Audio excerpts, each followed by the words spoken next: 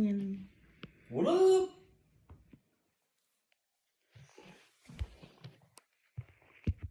Okay, my topic of this presentation is dangers of drugs.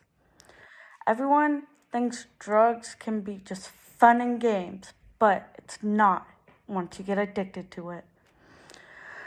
There are harmless drugs, which is like caffeine, and there are dangerous drugs, which can be led to like crystal meth and cocaine. But in between those, there can be less harmless and harmless drugs, depending on how much you use, like marijuana. Caffeine is in everyday drinks like coffee and soda, which can be sugary, which can be highly addictive. It can cause headaches if you don't drink it for a long period of time, insomnia, and a few other things. Cannabis is in between cocaine and meth and caffeine because it's the percentage of like, it can be addictive, but it cannot. But it can also have issues with your brain health, driving if you do too much of it, affects time. But once you start using cocaine, people that use it can affect their sleep, their eating habits.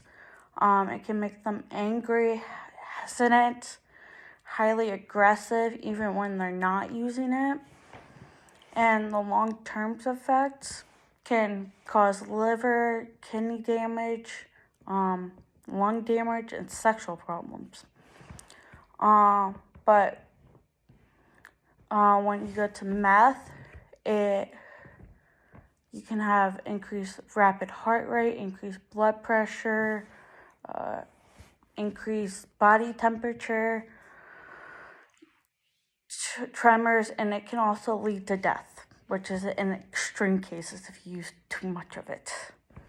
It can also cause memory loss, decreased motor skills, and severe dental problems, which is bad for you if you don't brush your teeth anyways.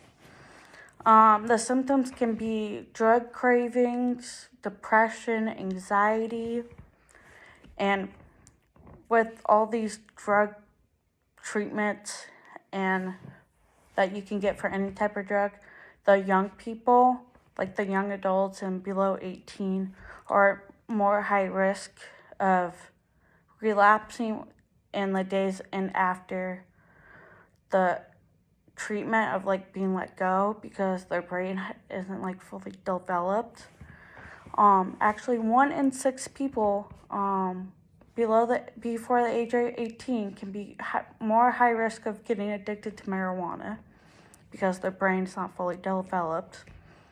One of the leading drug use for adults is alcohol, tobacco, and other illicit drugs around the world, and it can cause more disability and premature loss of life.